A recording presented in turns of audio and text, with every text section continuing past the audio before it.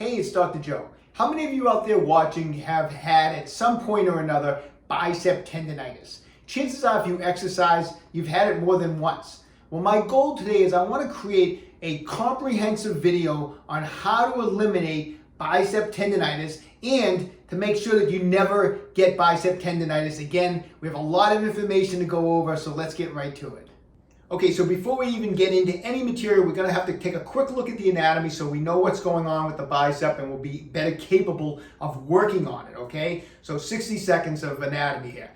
Two heads to the bicep, the long head on the outside, the short head on the inside. Both have long shoestring tendons that come all the way up and attach to the upper front portion of your shoulder blade. They do not attach to the arm bone. A lot of people think the biceps up here attaches to the humerus bone. It doesn't. They both attach to the upper front portion of the shoulder blade, which is one of the reasons why we run into a lot of biceps tendonitis problems, because we have these long tendons that are attached to our scapula, which moves around a lot, right?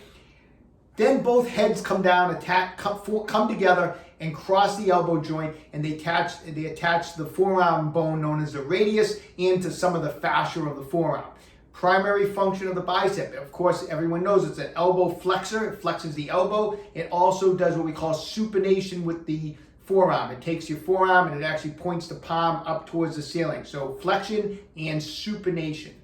So there's a lot of ways that you can end up with biceps tendonitis. So I want to be very systematic in today's video. I'm going to go over what I consider the 4 more common causes of biceps tendonitis. We're going to go over all 4, and I'm going to break down how to treat each of those 4, okay? So number 1 is instability of the shoulder blade. Number 2 is tightness in the internal rotator muscles of the shoulder. Number 3 is tightness in the muscle known as the Pronator teres. And number 4 is just tightness in the biceps muscle itself.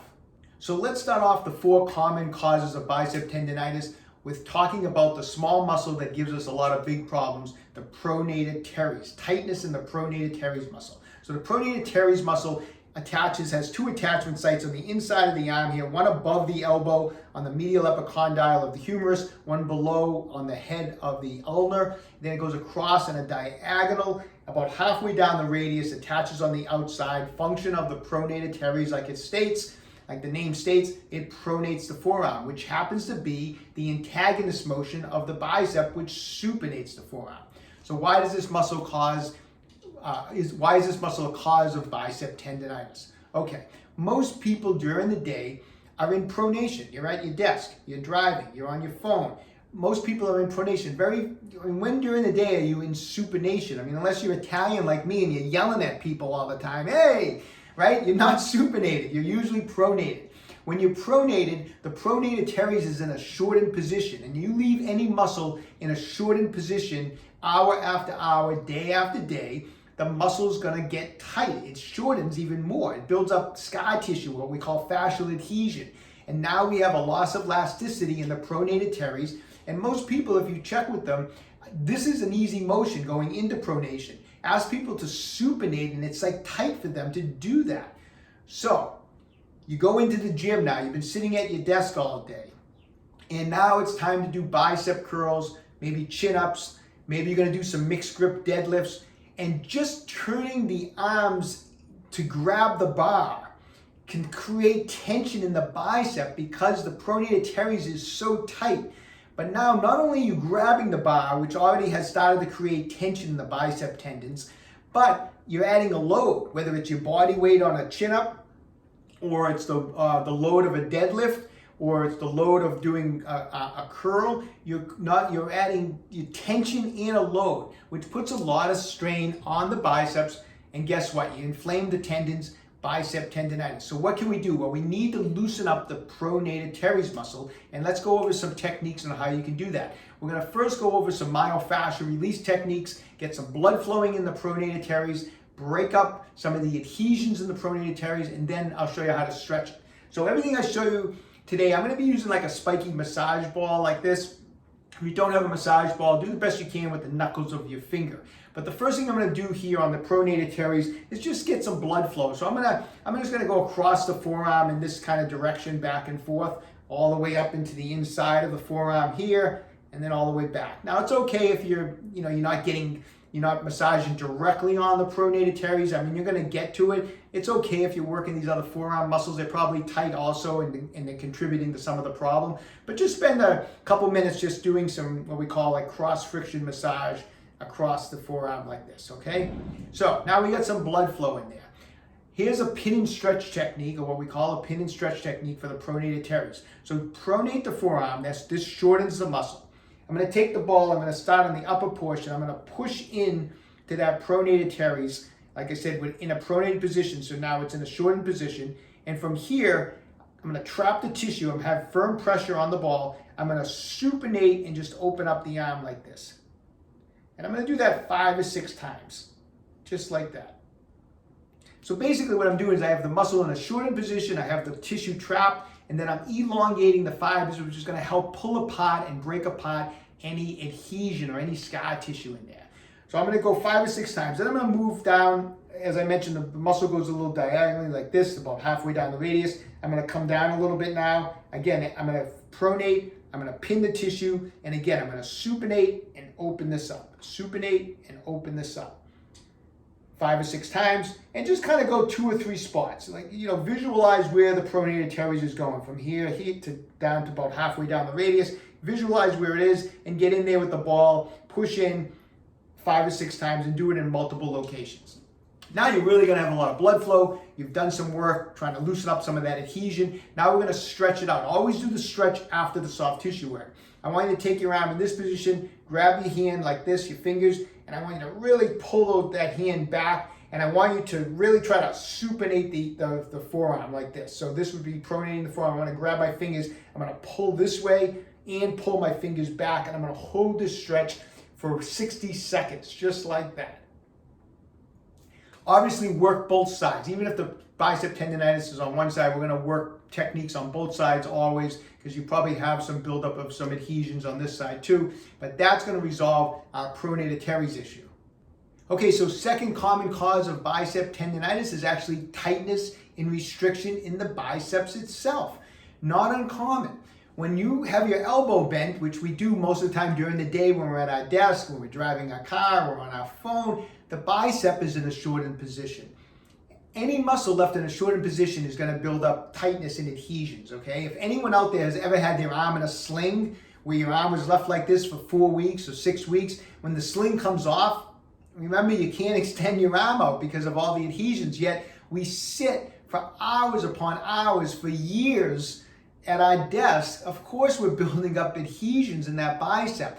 And when you lose elasticity in a muscle, guess what? It starts tugging and pulling on its tendons. And that's what's going to create the inflammation in the biceps tendonitis, okay? So here's what we need to do. Just like the pronator teres, we're going to get in there, we're going to break up adhesions, then we're going to stretch the muscle. What I would recommend doing first, and you can do this throughout the day actually if you sit a lot, is just do a little percussion massage. Just take your thumb, put it along the side of your hand like this, and just relax the arm, and just do a little percussion massage from the elbow along the bicep to the upper arm like this, and go up and down, and just spend like 60 seconds. It feels awesome, and it generates a ton of blood flow, and it's going to help loosen up your biceps. So you can do this at your desk several times during the day. Just some light percussion massage. If you have a massage gun, get in there with the massage gun. You take it to the office with you, but get in there with the massage gun, okay? So I'm going to do that first. That's the first thing I'm doing, just some light percussion massage. Then we're going to get in there. Going to grab our spiky massage ball. This one's a little bigger. Spiky massage ball is the way to go. I mean, that's how you're really going to dig into tissue with the spiky massage ball. Tennis balls, lacrosse balls, too smooth. But spiky massage ball. We're going to start by doing some cross friction massage. So remember, bicep fiber, the muscle fibers are running this way. I'm going to go across in this way. So not only am I going to help break up adhesions by doing this, I'm going to generate a ton of blood flow into the tissue, which is exactly what we want. So I'm going to spend a couple minutes doing cross friction massage. Nothing wrong with just crossing down even into the front of the forearm, come up the elbow, front of the bicep, right into the bicep tendons up here, okay? After a couple minutes, what I like to do too is add in some active motion. So what I'll do is I'll actually pull across the front here as I externally rotate, and then I'll push back the other way as I internally rotate. So I actually add some active motion here.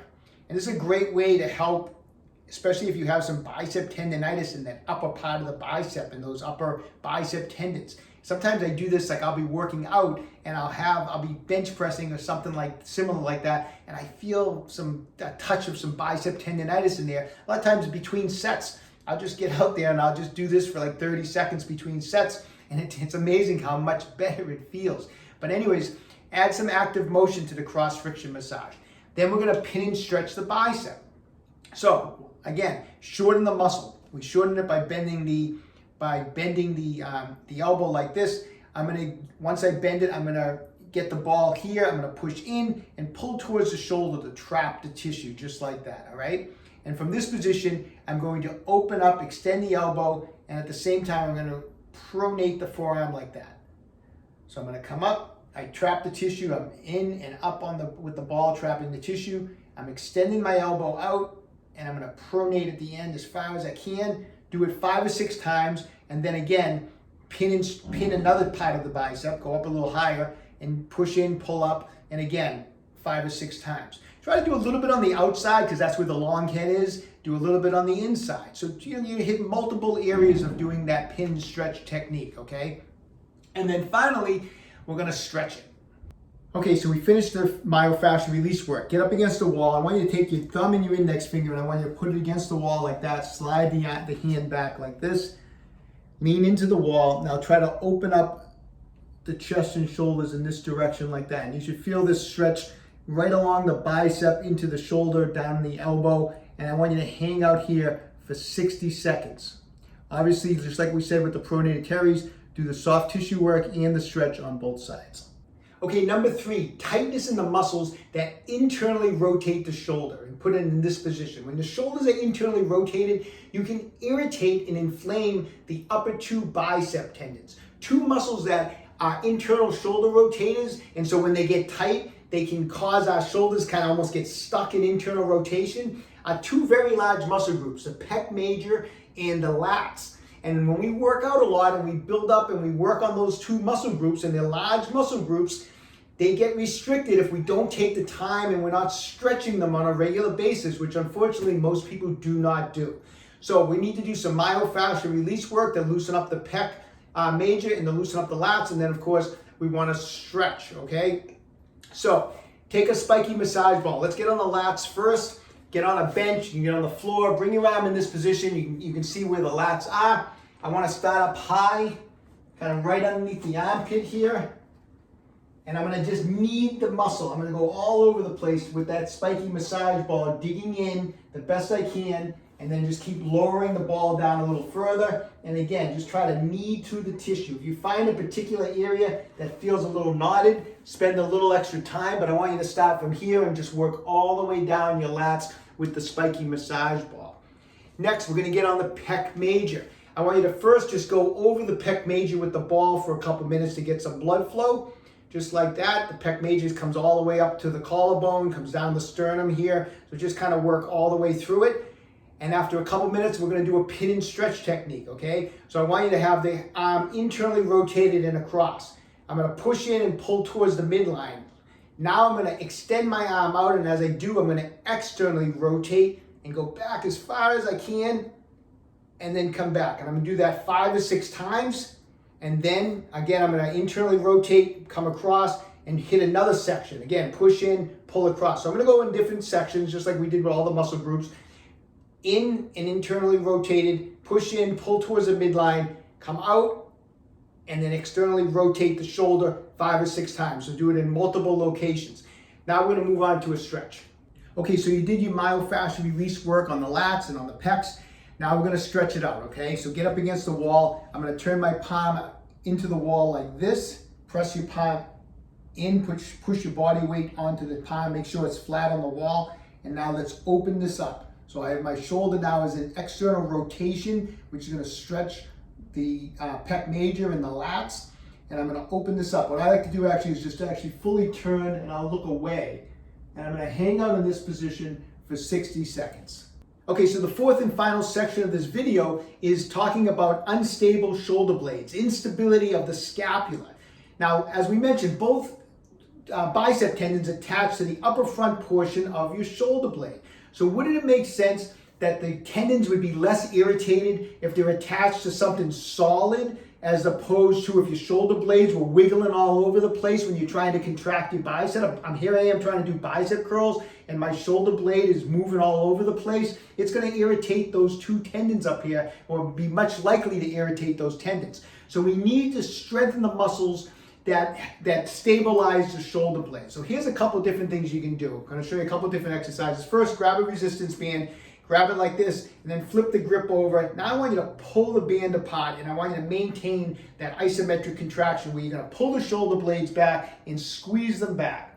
And this is actually the way I'd want to perform a curl, actually, with the shoulders back and in this nice steady position where I have the scapulas locked in the position. And the exercise is actually going to be in a nice slow manner, performing curls while maintaining that pressure on the band. 15 repetitions is good. If you want to, you can add a light weight into each side, but the key is to just keep constant tension, keep the shoulder blades back, and strengthen those muscles. Now, after you do 15, you can take a break, and then what I want you to do is, again, get the band, have that isometric contraction. I want you to bend the elbows at 90 degrees, and I want you to hold this for 15 seconds, just like this, where I'm maintaining constant pressure on the band. After 15 seconds, now I want you to maintain that 90-degree bend in the elbow, but I want you to lift the elbows up, and I want you to hold this for 15 seconds. Just like that.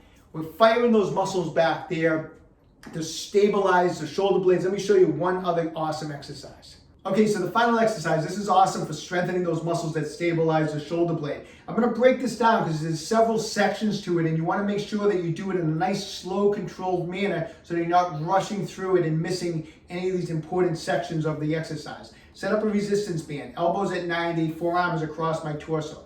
The first part of this exercise is taking your shoulder and retracting the shoulder blade, so pinning it back. That's step one. Step two is I'm going to externally rotate my shoulder into this position. Step three is I'm going to straighten the arm. The key is I'm locking this in. I'm firing these muscles. I'm locking that shoulder blade in. From here, I'm going to curl up, and I'm going to curl down to 90. And then from here, I'm going to let it go across, and then let the shoulder come across. So repeat it again. Shoulder goes back. Externally rotate. Arm comes down. I have the tension of the band trying to drive my arm that way, but I'm not letting it. I'm going to curl up. I'm going to come down. I'm going to let the forearm come across, and then let the shoulder come across. Try to do a resistance that you can get at least 15 repetitions. Of course, that's all exercises, do it on both sides. Okay, I hope you found the information helpful. A little bit longer video today. I actually haven't done a long video in a while, so it was good to get the information out there. I hope that in those 4 different sections of the video, there's something that pertains to your particular cause of bicep tendonitis that you're going to find that's going to help get rid of it, okay? So anyways, best of luck to everybody. Remember, take control of your own health, stay young, and train hard.